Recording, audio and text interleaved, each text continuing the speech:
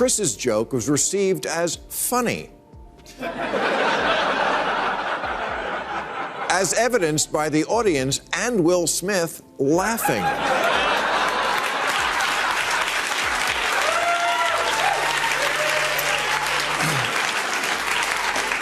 And this is the moment where we got to see a live-action, real-time encapsulation of how cancel culture works. Look at what happens next. Jada shoots her husband a look. Let's slow the tape down to capture this moment. Before this moment, Will is laughing because he hasn't yet found out that his original, genuine reaction is wrong and that he should conform.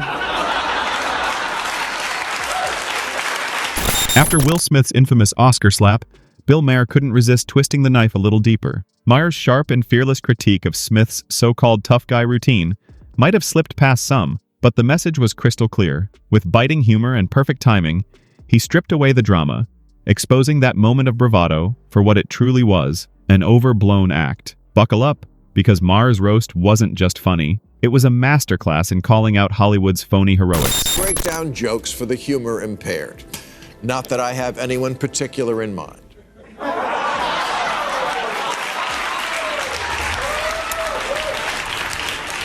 Now, I know we're all sick of talking about the slap, but I'm sorry, one more thing needs to be said.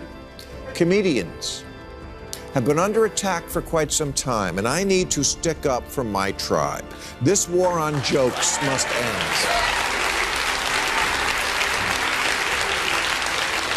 So tonight, let's Zapruder film this thing once and for all and explain jokes to idiots. He's absolutely right, and you heard it straight from him. For years, humor itself has been under siege. The so-called woke crowd started by policing movies, deciding what could or couldn't be made, and now they've turned their sights on comedy. They want to dictate which jokes are acceptable and which must be silenced, as if laughter needs their approval. It's as though they're determined to drain the fun out of everything. But Bill Maher isn't about to sit quietly while free expression is smothered. When the list of forbidden punchlines kept growing, he decided it was time to push back. With his voice, his wit, and his trademark fire. At the Oscars, Chris Rock came out to present a boring award and first did what he is supposed to do, get some laughs doing what we comics call crowd work. Denzel and Javier Bardem each got spritzed. And then Chris made what in the business is known as a "some shit is like some other shit" joke. He said to Jada Smith, "Jada can't wait for G.I. Jane 2, recalling the late 90s movie starring Demi Moore. That's it. That's the joke. You remind me of some other beautiful, buzz-cutted movie star. It wasn't an alopecia joke any more than the one about the chicken crossing the road is about bird flu." I have to admit, this part genuinely caught my attention because I'd never thought about it that way before. Sure, I knew about the G.I. Jane movie, but I never really connected Chris Rock's joke to the film's shaved head reference and Jada's hairstyle that night. It's such a simple link, yet most of us completely missed it. But here's the bigger takeaway. Jokes are meant to be just jokes. They aren't government policies to be debated or dissected. Sometimes they hit, sometimes they don't. Either way, we need to toughen up and learn to roll with them, even when they sting a little. That's what real comedy is all about. Now, let's get back to the clip. An insult, although insult humor is also a staple of comedy. And in fact, an example of insulting someone's looks was on display that night when Regina Hall said, "We've been dealing with COVID for 2 years. It's been really hard on people." And Amy Schumer said, "Yeah, just look at Timothy Chalamet," and they cut to J.K. Simmons.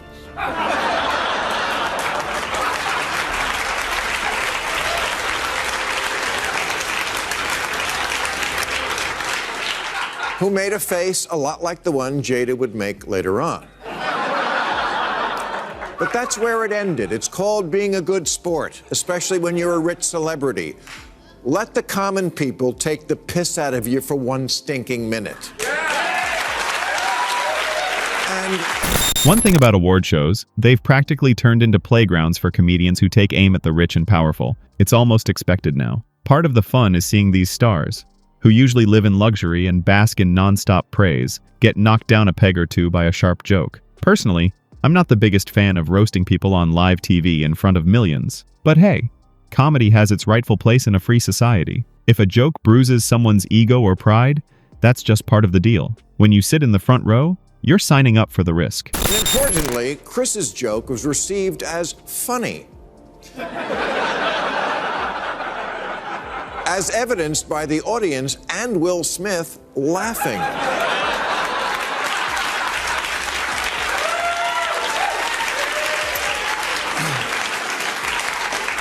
And this is the moment where we got to see a live-action, real-time encapsulation of how cancel culture works. Look at what happens next. Jada shoots her husband a look. Let's slow the tape down to capture this moment. There. Back and to the left. Back and to the left. Back and to the left. This moment left everyone stunned. Will Smith laughed at Chris Rock's joke until Jada's glare changed everything. That instant revealed how Hollywood operates under woke pressure. Many stars don't act from conviction, but from fear. Fear of losing favor, reputation, or career. It's quiet, constant, and controlling. For this moment, Will is laughing because he hasn't yet found out that his original genuine reaction is wrong and that he should conform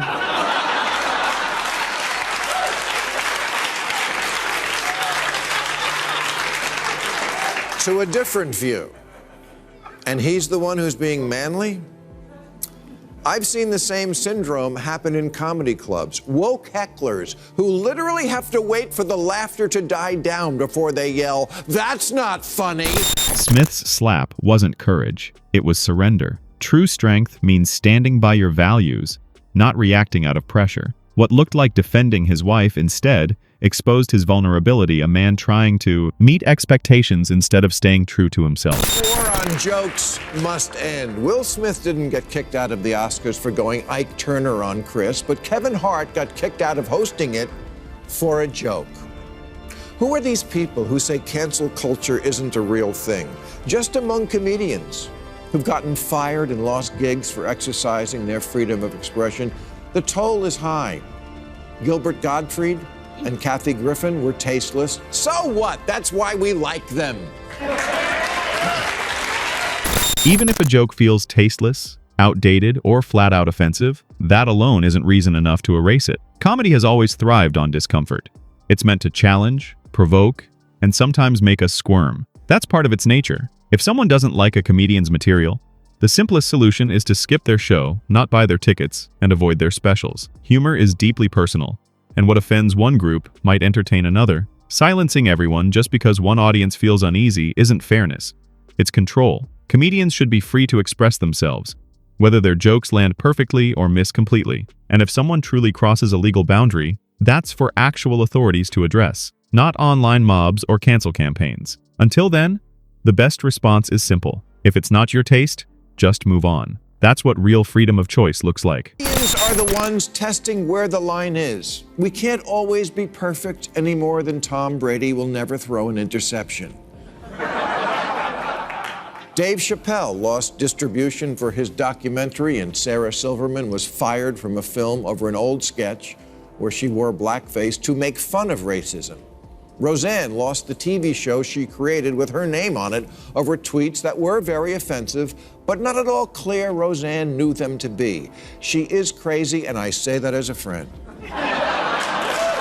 Sarah Silverman's story says it all. Her blackface sketch wasn't meant to offend. It was satire aimed at exposing racism's pain and hypocrisy. But the woke crowd missed the nuance, choosing outrage over intent. The backlash turned her into a target of the same movement she sought to challenge, proving how the call for justice often silences its own allies. Smith wasn't pulled off stage, but comedian Nimesh Patel was literally pulled off stage during a performance at Columbia for a joke about how hard it is to be gay and black. Not an anti-gay joke, mind you, a pro-gay joke. But one of the event organizers walked on stage and said, "I don't think you're entitled to certain jokes you're making." Well, a sense of entitlement certainly is a big part of the problem here, but not on the part of the comedian. Then came Nimesh Patel. He was kicked off stage for a joke that actually aligned with his audience's views, just not perfectly. That's how far things have gone. Offend them, and you're canceled. Agree with them, and you're still canceled. Comedy now walks a tightrope where even good intentions aren't safe. Patel's story shows the real issue isn't the joke, it's who decides what's allowed to be funny. And that's the thing. The people who can't take a joke now aren't old ladies in the Bible Belt. They're Gen Z at elite colleges. Colleges where comedy goes to die. Kids used to go to college and lose their virginity. Now they go to lose their sense of humor.